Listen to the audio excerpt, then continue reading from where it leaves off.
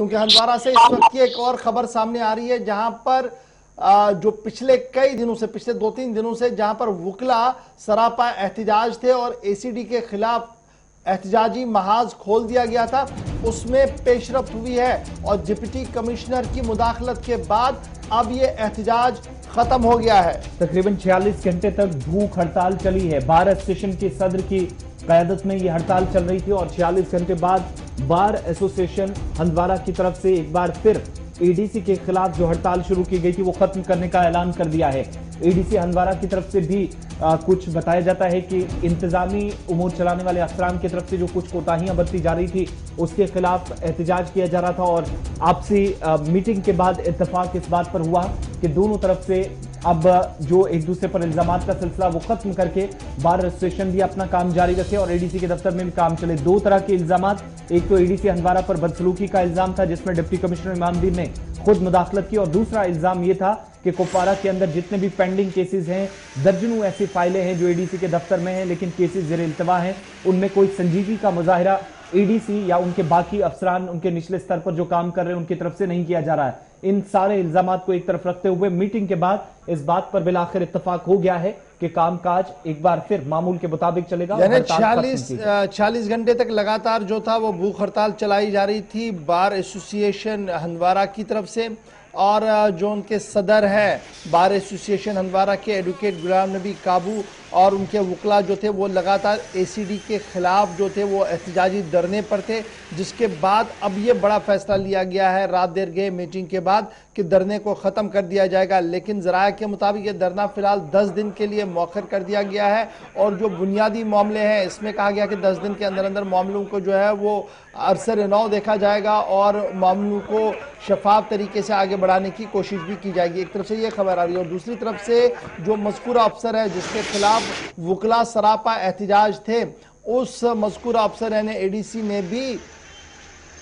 अपनी माफ़ी जो है वो सामने रखी और कहा है कि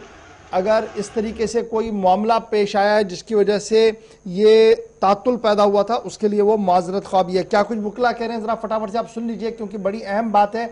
पिछले 3 दिन से काम ठप पड़ा था और कल एक अनोखा मंजर देखने को मिला था। एक तरफ से वकील सरापा एहतिजाज थे और दूसरी तरफ से फिर तहसील ऑफिसेज और तहसीलदार भी सामने आए थे जो वकीलों के खिलाफ एहतिजाज कर रहे थे। लेकिन अब अच्छी खबर ये कि 46 घंटे तक तातुल रहने के बाद, इंतजामिया की मुदाखलत के बाद अब यह मामला हल होता हुआ नजर आ रहा है। 4th डे था तो आज इससे पहले यहाँ पे कोई एडमिनिस्ट्रेशन से नहीं आया था, क्योंकि आज सडनली डिप्टी कमिश्नर साहब एंड ही वाज, उनके साथ इंस्पेक्टर जनरल ऑफ रजिस्ट्रेशन भी वो यहाँ पे आए। उन्होंने कुछ हम में से मेंबर्स को कॉल किया, we had a discourse with them, जहाँ पे एडीसी साहब भी मौजूद थे। सबसे पहले एडीसी साहब ने अनकंडीशनली पूरी लीगल फेटर्निटी को अपोलोजाइज किया। This was the first thing he did. Second ये कि हम इस नतीजे पे पहुंचे कि हम जो हमारी स्ट्राइक है हम इसको फिलहाल टेम्पररी सस्पेंड कर रहे हैं 10 दिन के लिए, क्योंकि we will be closely monitoring कि उनके जो काम करने के तरीके, उनका जो वर्क कल्चर है उसमें कोई चेंज आएगी या ना आएगी। हमारी हड़ताल जो आपको मालूम है नाइंसाफी के खिलाफ, करप्शन के खिलाफ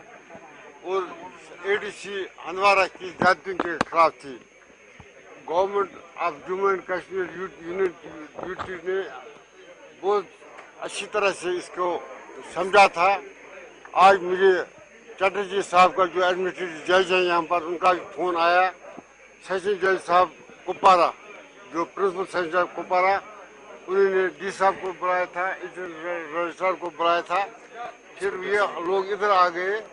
इधर एडीसी हंदवाड़ा के सामने बात हुई, वो भी इधर शायद मौजूद हुई है, उनके सामने मौजूद तमाम बातें उनके साथ हुई।